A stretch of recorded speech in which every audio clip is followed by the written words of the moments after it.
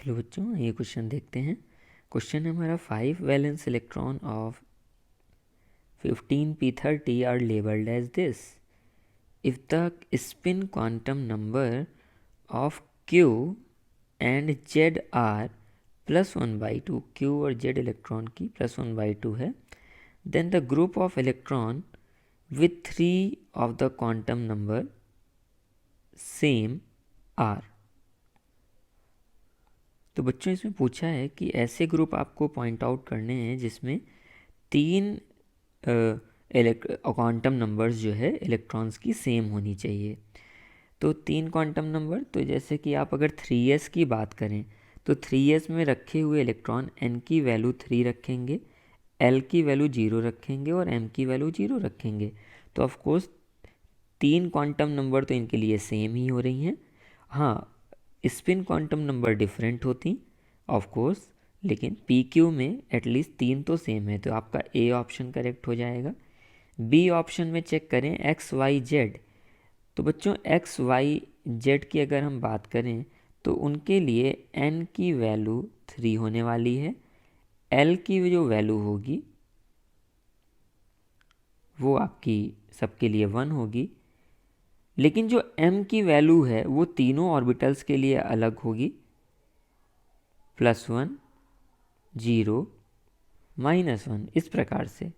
लेकिन अगर आप s की वैल्यू की बात करते हैं तो s की जो वैल्यू होने वाली है वो तीनों की सेम होंगी, क्योंकि ये रूल था हॉर्न्स का कि जब आप पहले 3 इलेक्ट्रॉन भरते हैं p में, अगर आप भर रहे हैं तो वो सेम स्पिन के भरे जाएंगे। अब आप चाहे +1/2 लें, क्योंकि z की +1/2 बोली गई है, तो x y z तीनों की ही +1/2 होगी। तो n l और s तो इनके सेम ही हो गए, यानी एक्स वाई जेड की 3 क्वांटम नंबर सेम है। और p क्योंकि हमने पहले ही निकाल ली थी, यानी बी ऑप्शन भी आपका करेक्ट हो जाएगा। तो अब सी ऑप्शन में आपको सिर्फ पी जेड चेक करना है, क्योंकि 2 तो आपने पहले ही चेक कर लिए हैं।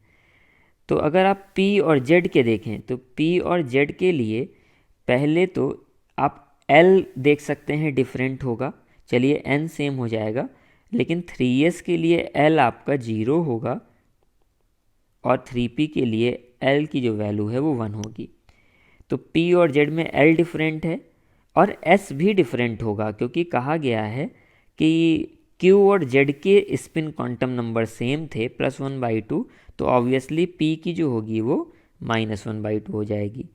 तो 2 क्वांटम नंबर डिफरेंट हो गई, इसके लिए s की वैल्यू +1/2 है। तो इसका मतलब 3 क्वांटम नंबर सेम नहीं हो सकती। इसी प्रकार से आप डी ऑप्शन के लिए q और y में चेक कर लें, तो q और y इलेक्ट्रॉन के लिए अगर आप देखें तो s की वैल्यू सेम हो जाएगी, q और y के लिए आप देखें n दोनों के लिए 3 है। l की वैल्यू अगर कहें तो एक के लिए s वाले के लिए 0 है और p वाले के लिए 1 होगा। m की अगर वैल्यू देखें तो 0, और जब भाई s वाले के लिए तो 0 ही होने वाली है, लेकिन y वाले के लिए ये कह सकते हैं कि +1, -1 और 0 में से कुछ भी हो सकती है, जबकि s की वैल्यू सेम दी गई थी, ये पहले भी हमने डिस्कस कर लिया है, s की तो सेम होगी। तो अगेन यहाँ पे l और m के ऊपर कन्फ्यूज़न है। l तो आप श्योर हैं कि अलग होगा, लेकिन m में कन्फ्यूज़न है, सेम हो भी सकता है नहीं भी। तो इसे चूज़ करना एक करेक्ट ऑप्शन नहीं रहेगा, करेक्ट चीज़। तो आप a और b को ही चूज़ करिए, यही आपके आंसर हो जाएंगे। आई होप आपको समझ में आ गया होगा। थैंक